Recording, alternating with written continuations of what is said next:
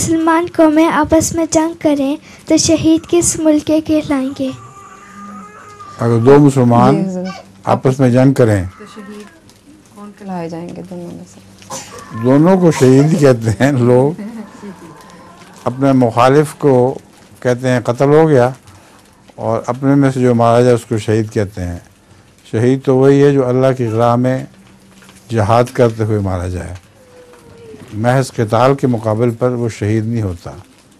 अब जंगें होती रहती हैं।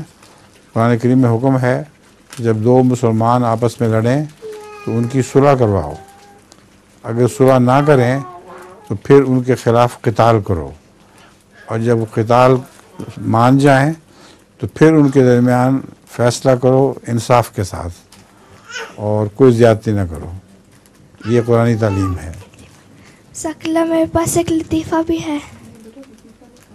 लतीफ़ा तो आज सुनाना ही नहीं ना, मैंने मना किया हुआ है। आज बड़ी दर्दनाक ख़बरें आती हैं इराक़ के मुतल्लिक़, तो बेहतर यही है कि आज लतीफ़े ना हों, बाद में देखेंगे।